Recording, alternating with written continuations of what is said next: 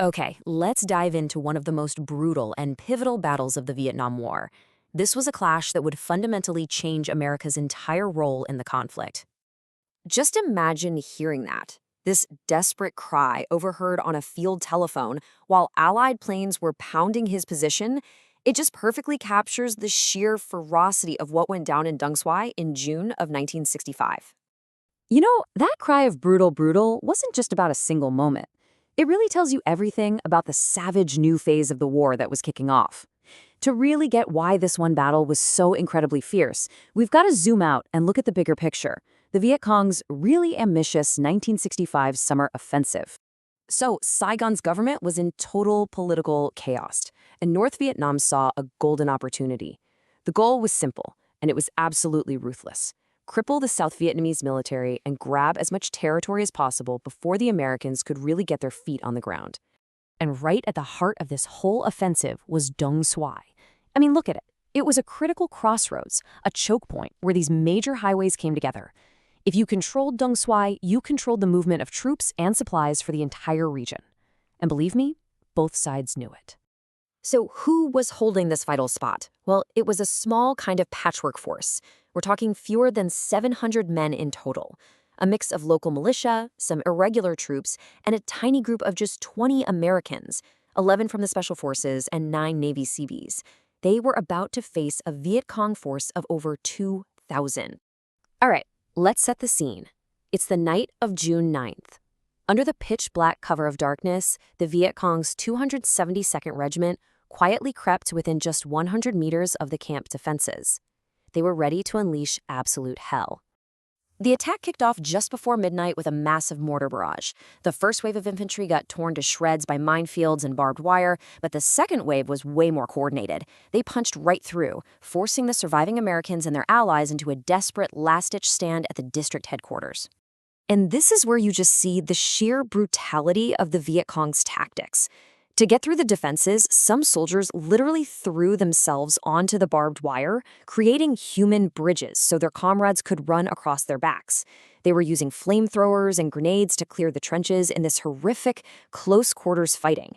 This wasn't just about taking a camp. It was a statement. It was about showing a whole new level of ruthlessness. So, the camp's overrun. The defenders are cornered. What do? You send in reinforcements, right? Well, this is where the tragedy of Dong Xoai gets so much worse. The relief efforts turned into a series of absolutely deadly traps.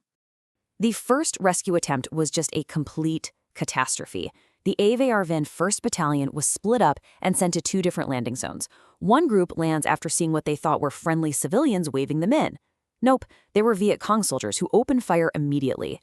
The other group got hit by mortars as their helicopters were coming down. Only 80 men even made it to the ground before the choppers had to pull out. Both groups were just swallowed up and wiped out. But then, just when it seems like all is lost, there's this brief glimmer of hope.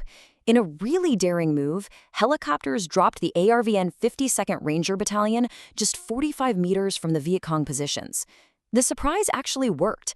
After some really intense fighting, the Rangers managed to take back the Special Forces camp. This right here shows you just how brilliantly the Viet Cong anticipated the South Vietnamese Army's next move.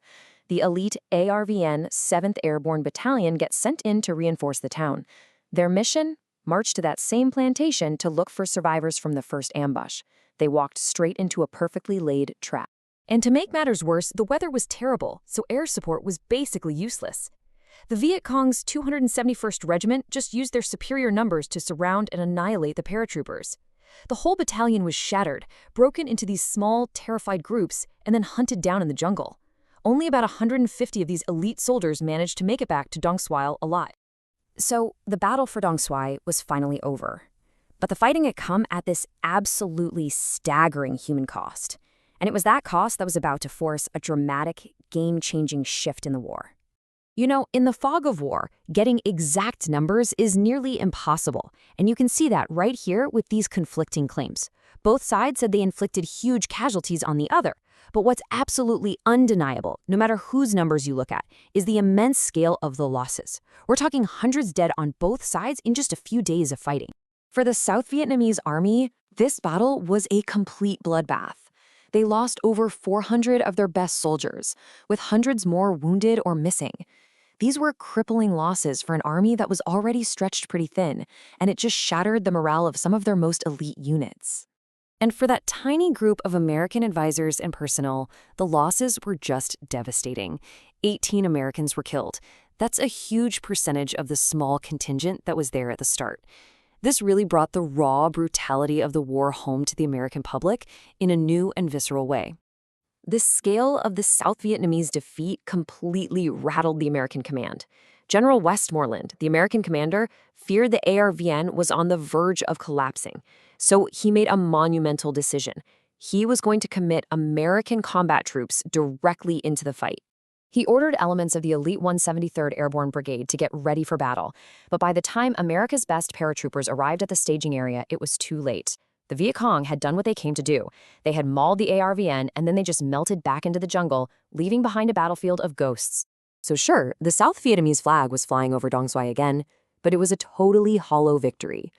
They held the dirt, but the Viet Cong had destroyed several of their best units and proved they could go toe-to-toe in a conventional fight and win.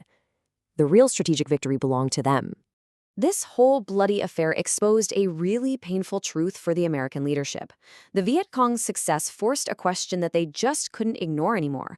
Was the South Vietnamese army even capable of winning this war by itself? After the disaster at Dong Xoai, the answer from Washington was a clear and resounding no. This one battle was the catalyst, the tipping point that pushed the United States to commit its own ground troops on a massive scale. It transformed the conflict from an advisory mission into America's war. The battle for a small crossroads town in Vietnam had just set the stage for a much larger and much bloodier conflict to come.